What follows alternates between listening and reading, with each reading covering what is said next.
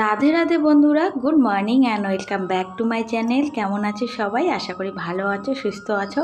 আর আমিও কিন্তু তোমাদের ভালোবাসায় খুব ভালো আছি। গুড মর্নিং তোমাদের সবাইকে। তো এখন বাজে 5:30 আর আজকের ব্লগটা বাসি কাজ দিয়ে শুরু করলাম সকাল সকাল।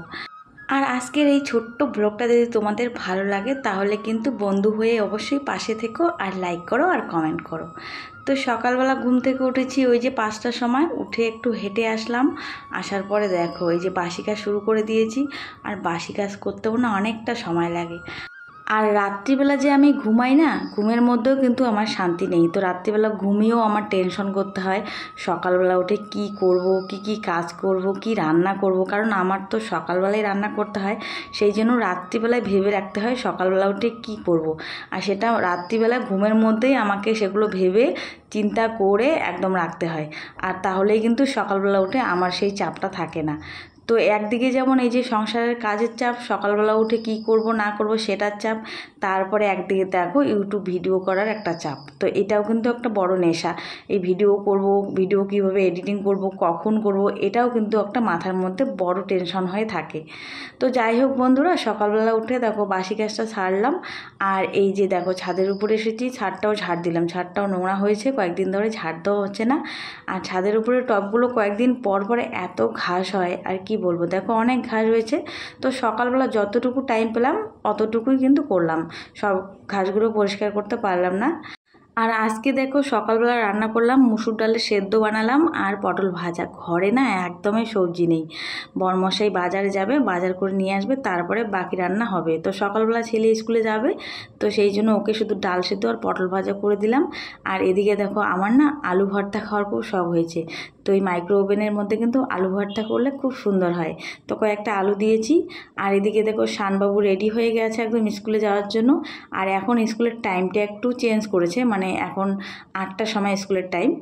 আর আগে তো 7টার সময় ছিল, সেই জন্য একটু তাড়াহুড়োটা কম হয়, সকালবেলা উঠে একটু দেরি করেও রান্না করলে হয়।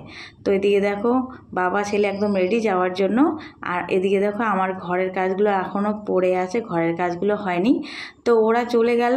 আর এদিকে দেখো আমি এই যে কাজে ধরলাম।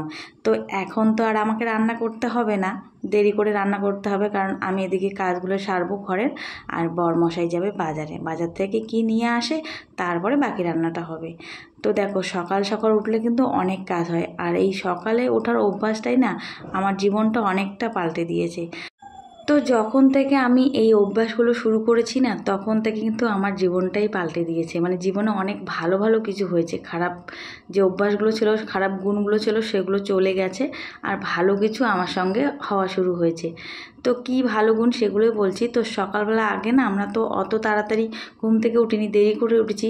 আর দেরি করে উঠলেই সংসারে যত ঝামেলা অশান্তি লেগেই থাকে। আর দেরি হয়ে যায়, কাজেরও চাপ থাকে, তার মধ্যে সংসারের মধ্যে ঝগড়া লেগে যায়, অশান্তি লেগে যায়। কিন্তু এই যে সকালবেলা ঘুম থেকে ওঠার অভ্যাস, এই অভ্যাসটা কিন্তু আমার জীবনটা একদম পাল্টে দিয়েছে।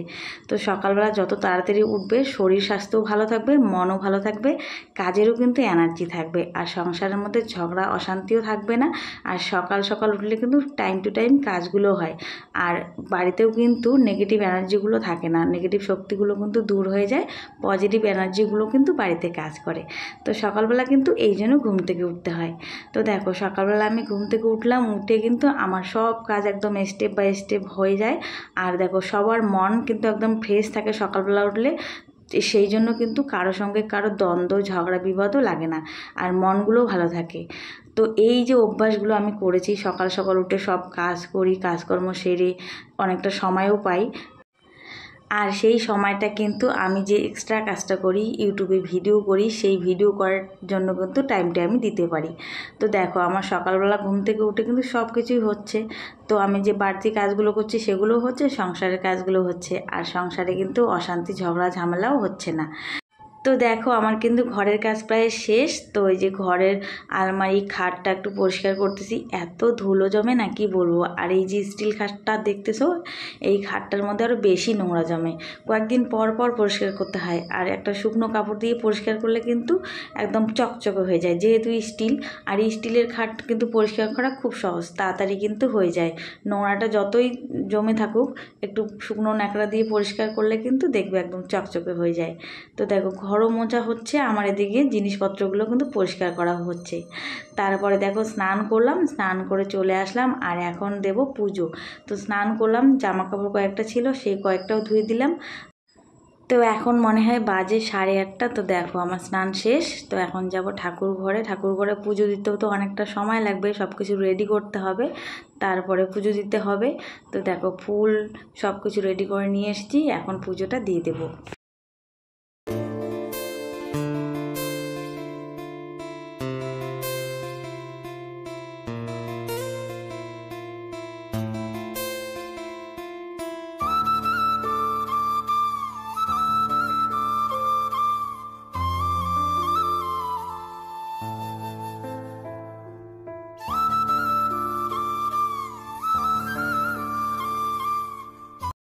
তো দেখো বন্ধুরা, পুজো দেওয়া হয়ে গেল। আর এই যে আমাদের তুলসীতলা, মানে আমাদের কিন্তু তুলসীতলা একদমই এখনও বানানো হয়নি।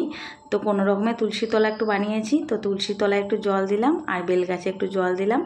আর এদিকে দেখো বরমশাই বাজার থেকে চলে এসেছে আর নিয়ে এসেছে দেখো কাতল মাছ। তো এখন আমি এই যে কাতল মাছটা রান্না করব। তো সকালবেলা তো রান্না করেছি, তো এখন শুধু এই কাতল মাছটা ভাজা করে কাতল মাছটার তরকারি করব। তো কাতল মাছটার কি তরকারি করব ভাবতেছি, কাতল মাছটা দিয়ে কি বানানো যায়।